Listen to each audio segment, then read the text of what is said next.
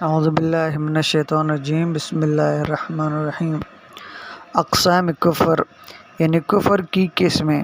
کفر کی کتنی قسمیں ہیں، ہم اس کو اس ویڈیو میں تفصیل سے بیان کرتے ہیں۔ کفر کی تقریباً 7 قسمیں ہیں، جس میں 1 نمبر پر ہے کافر۔ کافر اس شخص کو کہتے ہیں جو مومن نہ ہو، یعنی جس کا کوئی ایمان نہ ہو وہ کافر ہے۔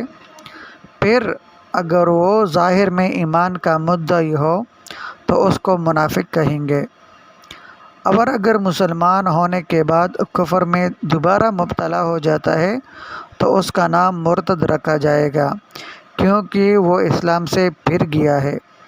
اور اگر 2 یا 2 سے زیادہ معبودوں کی پرستش کا قائل ہو تو اس کو مشرک کہا جائے گا۔ اور اگر ادیان منسوخہ یعنی یہودیت، عیسائیت وغیرہ میں کسی مذہب کا پابند ہو تو اس کو کتابی کہیں گے۔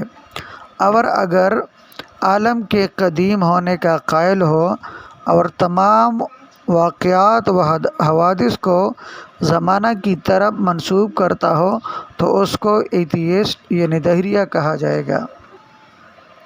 اور اگر وجود باری تعالیٰ کا قائل نہ ہو تو اس کو معطل کہتے ہیں۔ اور اگر نبی کریم صلی اللہ علیہ وسلم کی نبوت کے اقرار اور شعائر اسلام، نماز، روزہ وغیرہ کے اظہار کے ساتھ کچھ ایسے عقائد دلی عقائد رکھتا ہو جو بالاتفاق کفر ہیں تو اس کو زندیق کہا جاتا ہے۔ زندیق کی تعریف میں جو عقائد کفریہ کا دل میں رکھنے کا ذکر کیا گیا ہے، اس کا مطلب یہ نہیں ہے کہ وہ منافق کی طرح اپنا عقیدہ ظاہر نہیں کرتا، بلکہ مراد یہ ہے کہ یہ اپنے عقیدہ کو ملمع کر کے اسلامی صورت میں ظاہر کرتا ہے۔ حضرت علی کرم اللہ وجہہ کے پاس چند زنادقہ گرفتار کر کے لائے گئے۔ زنادقہ جمع زندیق کی ہے، اور لفظ زندیق ہر اس شخص کے لیے استعمال کیا جاتا ہے جو دین میں الحاد یعنی بیجا تعویلات کرتے ہیں۔